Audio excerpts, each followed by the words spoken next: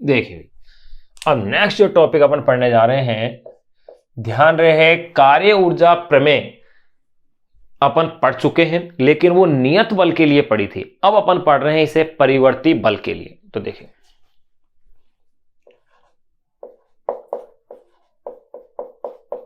परिवर्ती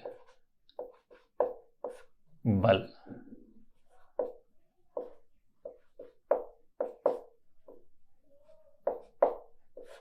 परिवर्ती बल के लिए कार्य ऊर्जा प्रमेय।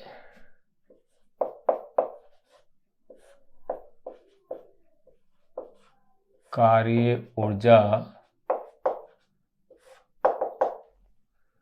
प्रमेय।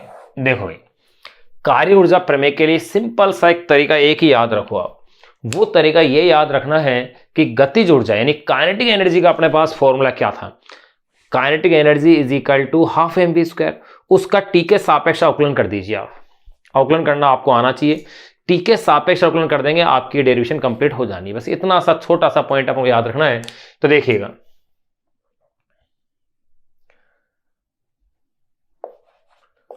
स्मॉल एम द्रव्यमान के कण का वेग v हो तो, स्मॉल एम द्रव्यमान के कण का वेग क्या हो, v हो तो उसकी गतिज ऊर्जा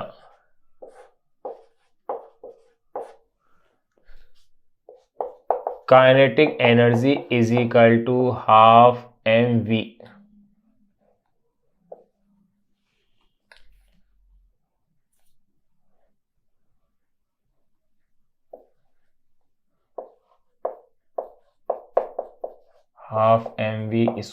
हाफ एम वी स्क्वायर होती है। स्मॉल एम द्रव्यमान के कण का वेग क्या हो, स्मॉल वी हो तो उसकी गतिज ऊर्जा kinetic energy is equal to half M V square होती है। बस ये है।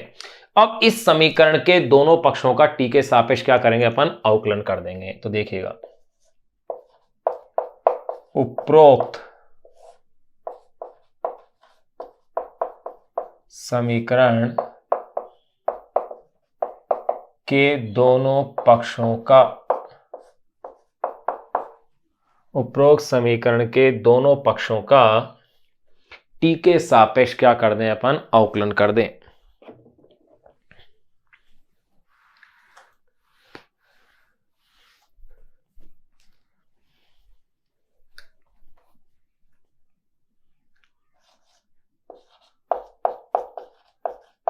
उपरोक्त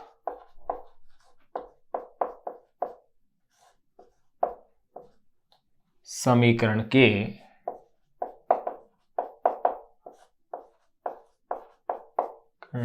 दोनों पक्षों का टी के सापेक्ष अवकलन करने पर, फिर अक्सर थोड़ा टेढ़ा,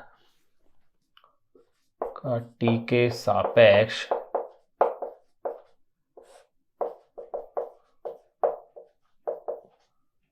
अवकलन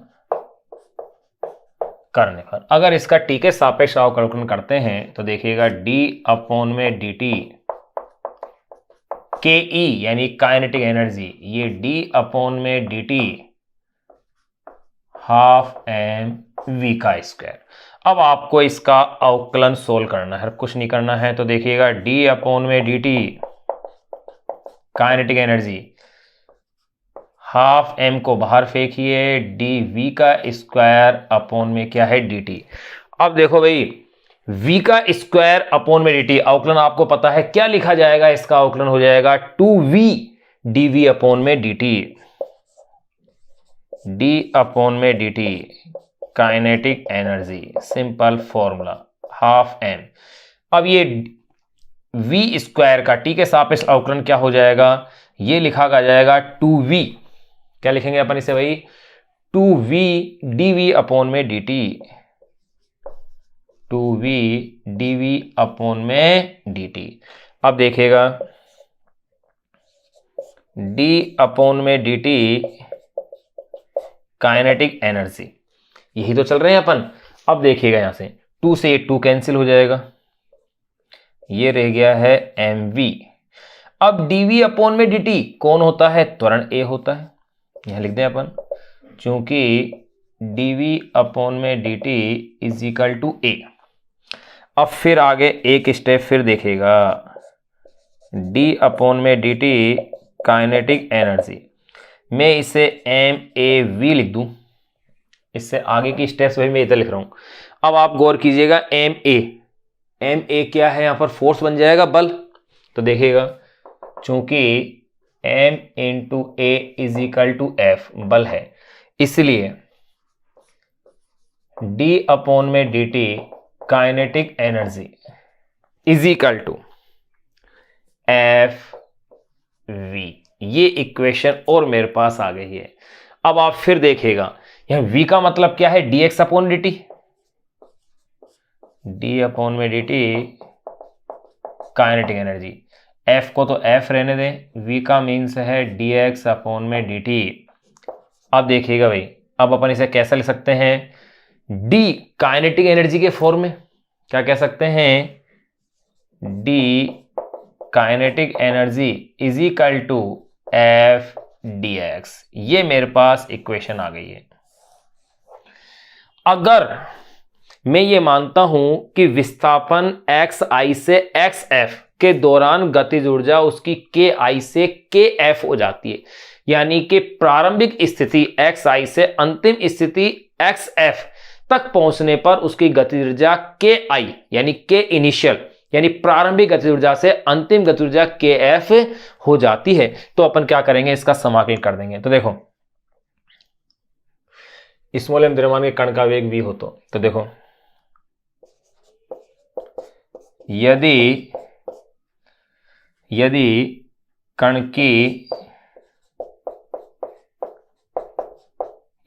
की प्रारंभिक स्थिति xi से अंतिम स्थिति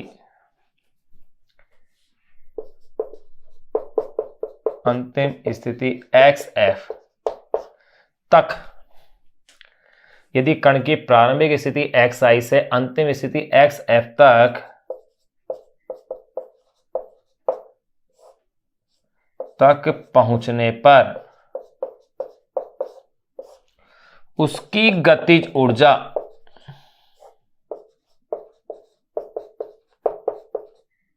ki से kf हो जाए तो देखिएगा भाई, गतिज इसका समाकलन कर दीजिएगा।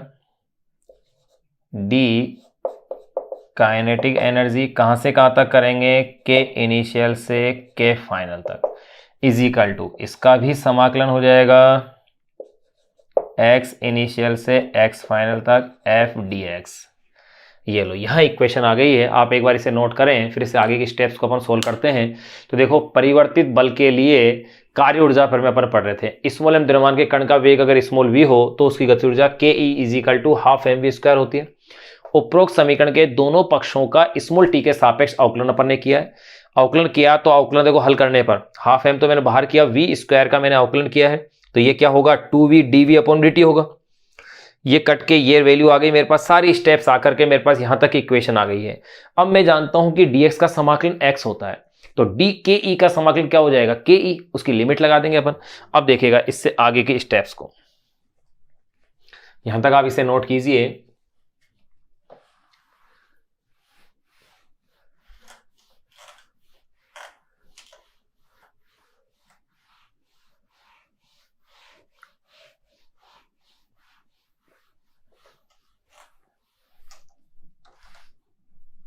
देखिएगा, अब मैं इसे सोल्व करता हूं। तो ये तो हो गया है भाई काइनेटिक एनर्जी, लिमिट कहां से कहां तक? के इनिशियल से के फाइनल तक। और ध्यान रहे xi xf f dx ये क्या है? किए गए कार्य के तुल्य होता है।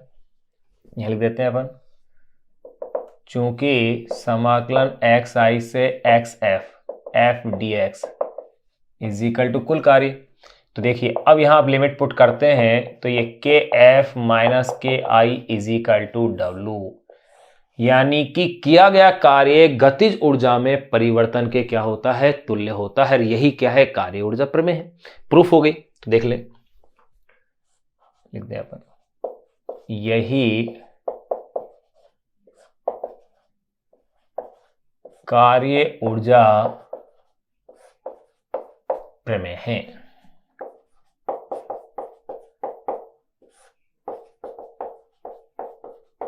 जिसके अनुसार, तो देखिए कार्य ऊर्जा प्रमेय अपन ने नियत बल, परिवर्तित बल दोनों के लिए ज्ञात कर ली है। परिवर्तित बल के लिए तो आपने क्या किया था, याद कीजिए, आपने पिछले लेक्चरों में पढ़ा है कि नियत बल के लिए अपन ने कार्य ऊर्जा प्रमेय को कैसे प्रूफ किया था। गति की जो तृतीय समीकरण थी उसके दोनों पक्षों को हाफ एम से मल्टीप्लाई कर दिया था, सीधा सा आंसर आ गया था। और परिवर्तित बल के लिए गति ऊर्जा का टी के सापेक्ष क्या कर दिया आपने, अवकलन कर दिया। तो देखिए यही कार्य ऊर्जा प्रमेय है जिसके अनुसार किया गया कार्य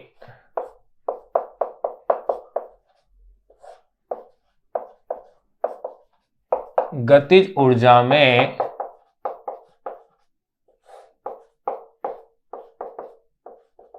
परिवर्तन के तुल्य होता है। ये लो, जिसके अनुसार किया गया कार्य गतिज ऊर्जा में परिवर्तन के क्या होता है, तुल्य होता है। अब देखो आप इसे यूं भी कह सकते हो, के फाइनल के इनिशियल। चलो इसमें कुछ पॉइंट और अपन ऐड कर लें। यदि बल F लगाने पर स्मॉल m द्रव्यमान का कण स्थिर अवस्था से चलता है और u वेग की जगह v वेग प्राप्त कर लेता है। देखिए पहले u वेग अगर वो प्राप्त कर लेता है तो ऐसी स्थिति में क्या होगा, देखो, यानी कि पहले तो मैं इसे लिख सकता हूं, के फाइनल का मतलब तो क्या हो गया है, हाफ mv²। चलो इसे यूं लिखते हैं अपन,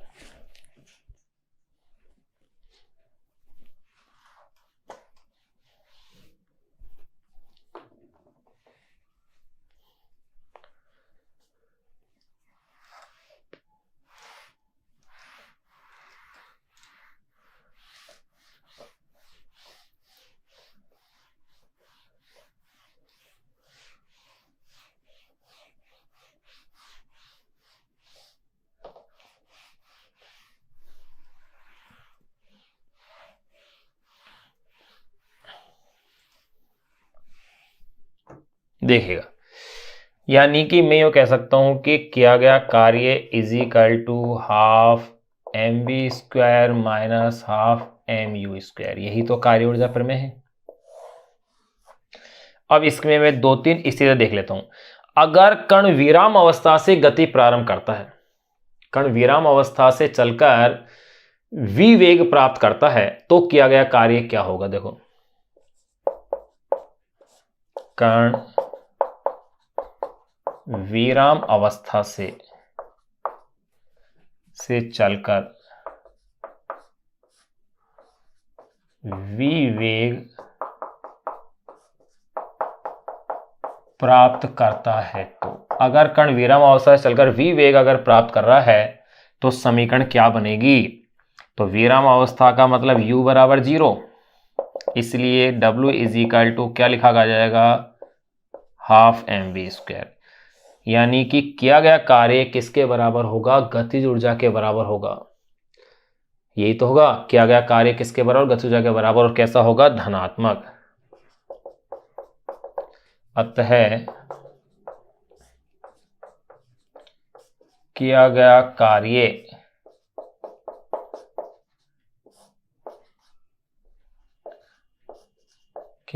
गतिज ऊर्जा के बराबर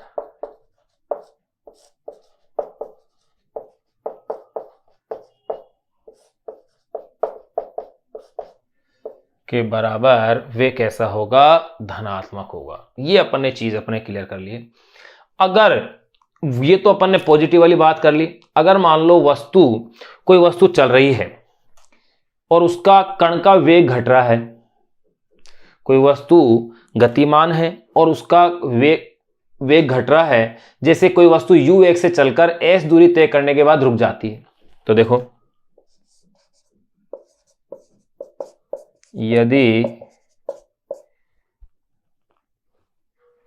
यदि कणियों कैसा हूं, यदि कोई कण u वेग से चलकर, यदि कोई कण यू वेग से चलकर एस दूरी तय करने के बाद, यूं कह सकता हूं, एस दूरी तय करने के बाद अगर वो रुक जाए, करने के बाद रुक जाए, यदि कोई कण u वेग से चलकर s दूरी तय करने के बाद क्या हो, रुक जाए, तो कण पर कार्यरत बल के विरुद्ध कार्य का मान, रुक जाए तो कण पर कार्यरत बल के विरुद्ध, तो कण पर कार्यरत बल के विरुद्ध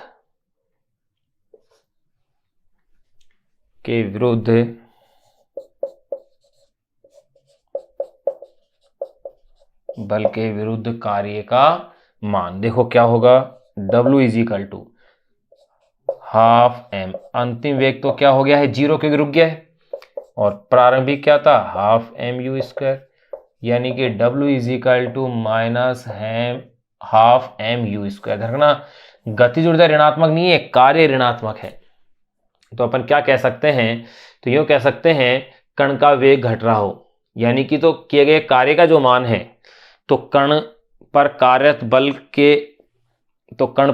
बल के विरुद्ध कार्य का मान कैसा होगा, ऋणात्मक होगा, कार्य का मान ऋणात्मक होता है। ये लीजिए, ये अपन ने कार्य ऊर्जा प्रमेय परिवर्तित बल के अंतर्गत कंप्लीट कर लिया। जैसे प्रमेय तो यही हो गई, दो कॉन्सेप्ट तो अपने थोड़े से एक्स्ट्रा जान लिए। अब अपन इस पर आधारित जो क्वेश्चन अपनी बुक में दिया हुआ है, अब अपन उस क्वेश्चन को जो है सोल्व करते हैं। क्या एग्जाम्पल है, ध्यान रहे एग्जाम्पल नंबर 6.5 अपन कंप्लीट कर चुके थे। अब अपन बात करेंगे एग्जाम्पल नंबर 6.6 की। 6.6 क्या है उसको अपन अब देखते हैं, आप इसे नोट कीजिएगा।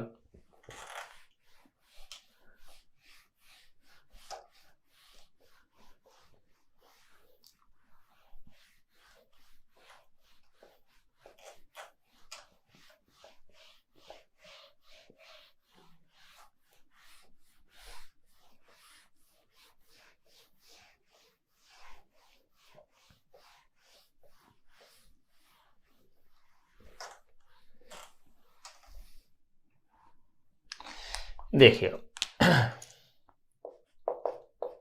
एग्जाम्पल नंबर 6.6, इस पर बेस जो क्वेश्चन है, जो अपन ने अभी भी टॉपिक पढ़ा है कि कार्य ऊर्जा प्रमेय वाला परिवर्तित बल के अंतर्गत, इस पर जो एग्जाम्पल दिया हुआ है अपनी बुक का, उस एग्जाम्पल को अपन सोल्व कर रहे हैं। हर टॉपिक के साथ साथ उसके एग्जाम्पल अपन साथ साथ सोल्व कर रहे हैं। अनसोल्व क्वेश्चन अपन एक साथ सोल्व करेंगे लास्ट में क्वेश्चन में, चैप्टर में जो कि करीब 30 क्वेश्चन है। अब देखिएगा ये क्वेश्चन में क्या कह रहे हैं, 1 किलोग्राम द्रव्यमान का गुटका क्षैतिज सतह पर, 1 किलोग्राम द्रव्यमान का गुटका, 1 किलोग्राम द्रव्यमान का गुटका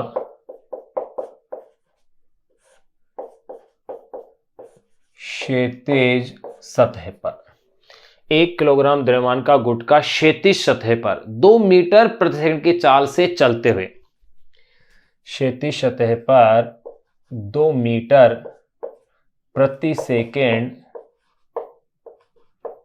की चाल से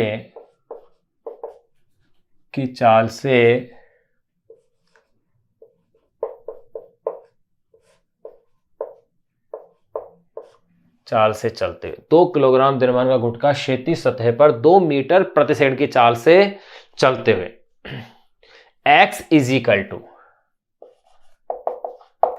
0.10 मीटर से,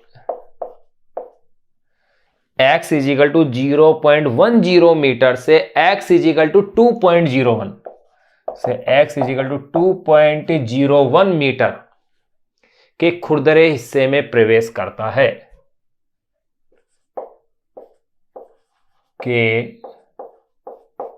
के खुरदरे हिस्से में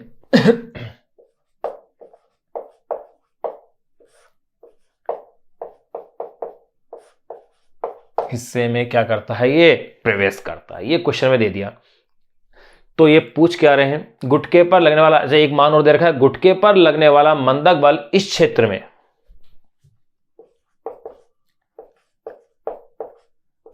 गुटके पर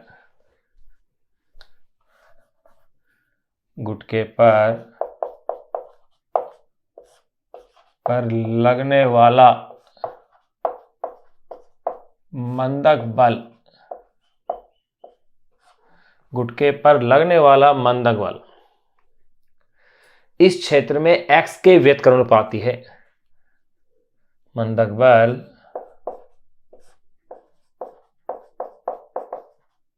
इस क्षेत्र में x के व्युत्क्रमानुपाती है।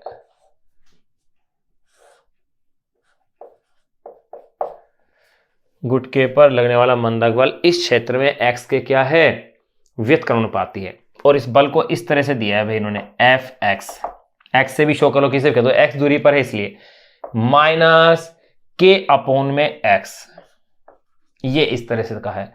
और साथ में ये कह दिया है कि जो x है वो 0.1 जो है इससे तो क्या है, ज्यादा है, और 2.01 से क्या है, कम है। यानी कि 0.1 मीटर से तो क्या है, अधिक है, और 2.01 मीटर से क्या है, कम है। ये x का मान है। साथ में यहां ये भी कह दिया है कि यहां पर जो k है इसकी वैल्यू भी दे दी है कि k is equal to 0.5 joule है। के यहां पर कोई भी नेतांक हो सकता है। तो अब देखो, अब यहां ये वैल्यू दे दी है। अब ये कह रहे हैं गुटका जैसे ही खुरदरे हिस्से को पार करता है उसकी गतिज ऊर्जा और चाल ज्ञात कीजिए। गुटका जैसे ही खुरदरे हिस्से को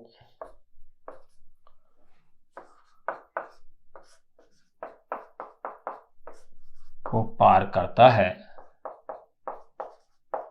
तो ज्ञात कीजिए।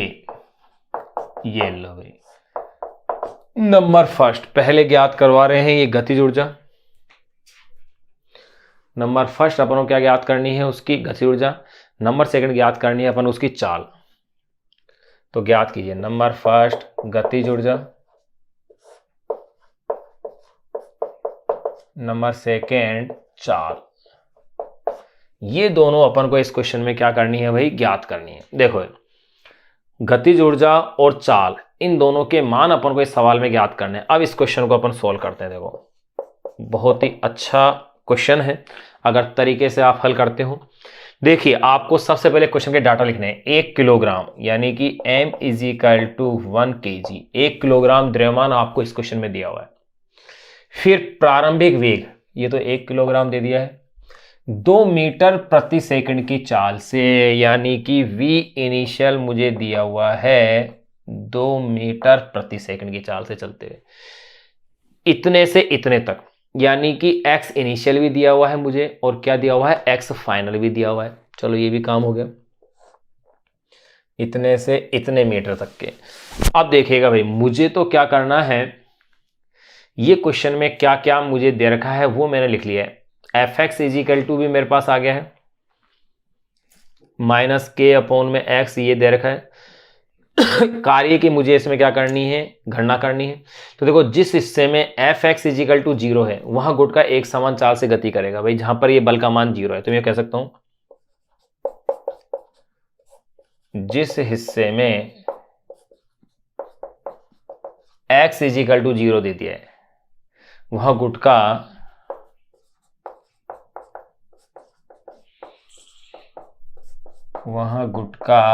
एक समान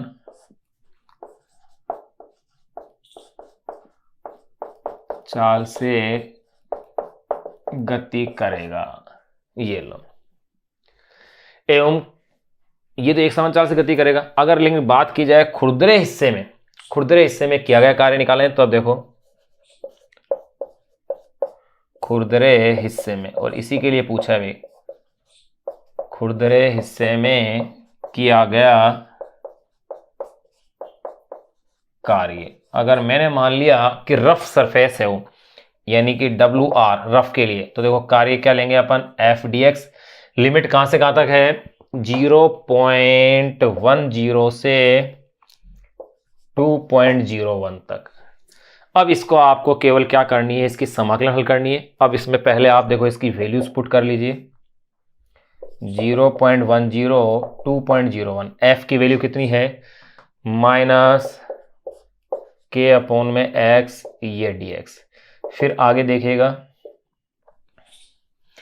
k की वैल्यू भी दे रखी है इन्होंने भाई, कहाँ है k की वैल्यू, ये रही 0.5, ये लो समाकलन 0.10 से 2.01, k की वैल्यू 0.5, ये x और ये dx।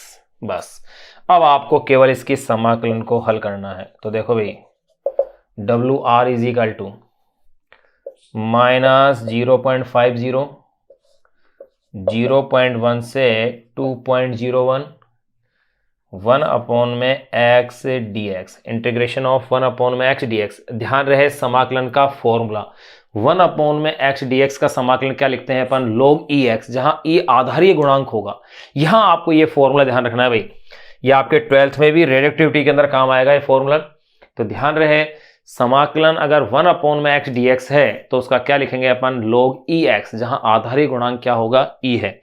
तो देखिए अब यहां इसकी मैं समाकलन को हल करता हूं, -0.5, तो ये 1/x बन जाएगा log ex, 0.1 से 2.01 तक, log के रूप में, लघु गुणक के रूप में आएगा, जहां e क्या है, आधारीय गुणांक।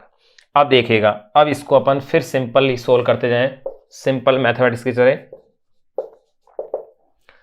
-0.5 लिमिट लगानी है भाई, तो ये लिखा आ जाएगा log e 2.01 अपॉन में 0.1, बिल्कुल ऐसा लिखा जा सकता है। अगर ऐसा आपने इसको लिख दिया है तो देखिएगा भाई W इज इक्वल टू क्या इक्वेशन हो जाएगी, -0.5, सिंपल मैथ है ये, तो आपको हल करनी आनी भी चाहिए।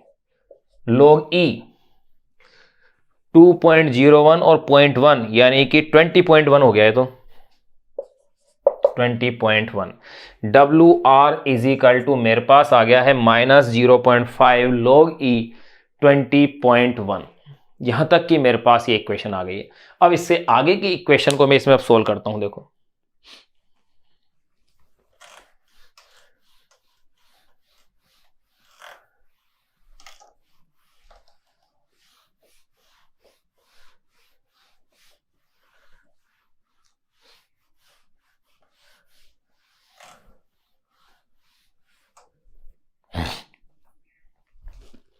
देखिएगा भाई, जब आपको वैल्यू निकालनी हो, आधार e दे रखा हो और इसे आधार बेस 10 के रूप में चेंज करना हो, बेस e को बेस 10 में चेंज करना हो, तो इसे 2.303 से मल्टीप्लाई कर देंगे। ये का ये सेम फॉर्मूला आपके उष्मा गतिकी में भी काम आएगा, समतापी प्रक्रम में, इसके अलावा 12th में तो कई जगह काम आएगा ही। तो देखिएगा, तो मैं इसे लिख सकता हूं -0.5, अब इसे मैं कह देता हूं 2.303 log बेस 10 20.1, बिल्कुल ऐसा कहा जा सकता है। जब अपन बेस ई की जगह बेस 10 इसमें कर देते हैं तो अपने पास ये इक्वेशन इस फॉर्म के अंदर यहां आ जाती है। तो देखिएगा, अब इसमें आगे की स्टेप्स, सिंपल मैथमेटिक्स सॉल्व कर रहे हैं अपन। -0.50 2.303 log बेस 10 हो 20.1 हो, कितना है 2.30, इसकी वैल्यू होती है 1.3032 log 20.1 की, जिसमें बेस 10 है, तो क्या लिखा मैंने 1.3032। अब देखिएगा भाई, अब आप इसे फिर कैलकुलेट करेंगे, इनको मल्टीप्लाई कीजिएगा इन सभी डिजिट को, तो इनको डिजिट को जब मल्टीप्लाई करेंगे तो ये आएगा 1.50 जूल। ये नेगेटिव आ रहा है भाई वर्क, अगर वर्क नेगेटिव आ रहा है तो देखिएगा, लेकिन इसने पूछा क्या है क्वेश्चन में, एक तो पूछिए गतिज ऊर्जा बाद वाली, और एक क्या पूछिए चाल। तो देखो भैया, कार्य ऊर्जा प्रमेय से अपन जानते हैं कि W इज इक्वल टू क्या होता है, के फाइनल माइनस के इनिशियल। ये लो भाई काम हो गया आपका। तो इससे मैं कह सकता हूं K final minus K initial is equal to minus 1.50 joule, क्योंकि ये W की वैल्यू रख दी मैंने। तो अब देखो के फाइनल इज इक्वल टू, ये इधर प्लस हो जाएगा, के इनिशियल माइनस 1.50। अब आप कहेंगे सर के इनिशियल की वैल्यू तो है ही नहीं, कैसे नहीं है? देखो इसके आगे की स्टेप्स को भाई मैं यहां सोल्व कर रहा हूं। K final is equal to के इनिशियल क्या होगा, हाफ एम वी इनिशियल का स्क्वायर माइनस 1.50। ये लो एम की वैल्यू इन्होंने दे रखी है, कितनी दी हुई है, 1 किलोग्राम। वी इनिशियल आपको 2 दिया हुआ था ही, तो 2 का स्क्वायर 2 इंटू 2 1.50। तो के फाइनल इज इक्वल टू 2 से ये 2 कैंसिल, 2 माइनस 1.50, यानी कि के फाइनल इज इक्वल टू हो गया है 0.50 जूल। ये लीजिए के फाइनल भी आ गया है, जो इन्होंने पूछी थी गतिज ऊर्जा।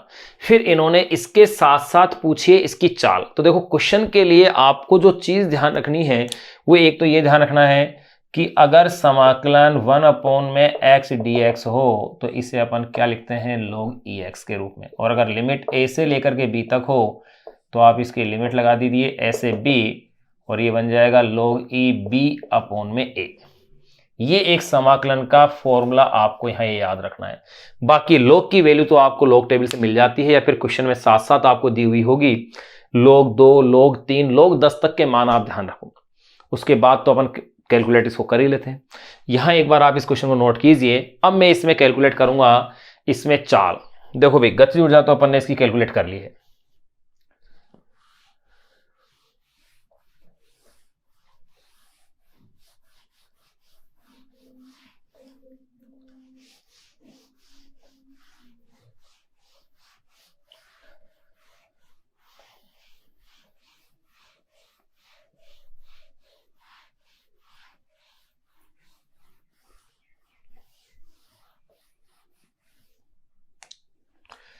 अब देखिए भाई के फाइनल अगर मेरे पास आ गया है, पूछा क्या जा रहा है, वी फाइनल और मुझे निकालना है।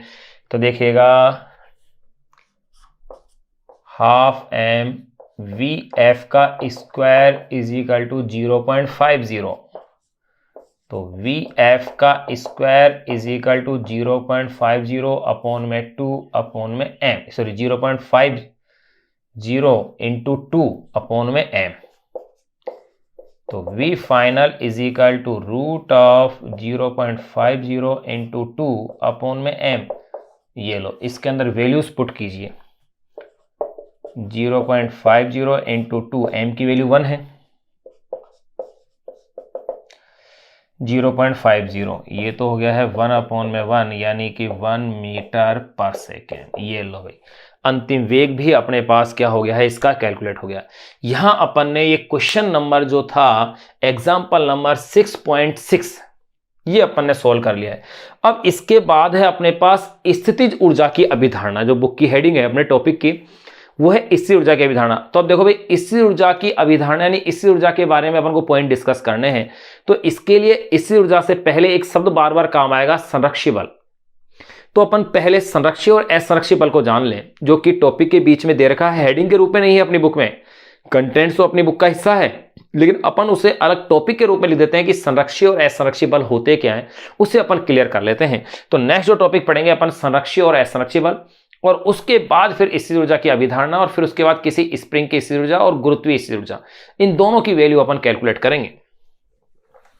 फिर उसके बाद ही अपन बात करेंगे यांत्रिक ऊर्जा संरक्षण नियम की और गतिज ऊर्जा संरक्षण नियम, सॉरी यांत्रिक ऊर्जा संरक्षण नियम और ऊर्जा संरक्षण नियम। साथ ही अपन इसके अंदर और जो पॉइंट डिस्कस करेंगे वो करेंगे ऊर्जा के विभिन्न रूप। वैसे ऊर्जा के विभिन्न रूप पहले आ जाने चाहिए थे बुक में, लेकिन अपन तो उसी को फॉलो कर रहे हैं, जैसा बुक के अंदर सीक्वेंस दे रखा है उसी के अकॉर्डिंग अपन उसे करने का क्या कर रहे हैं, प्रयास कर रहे हैं।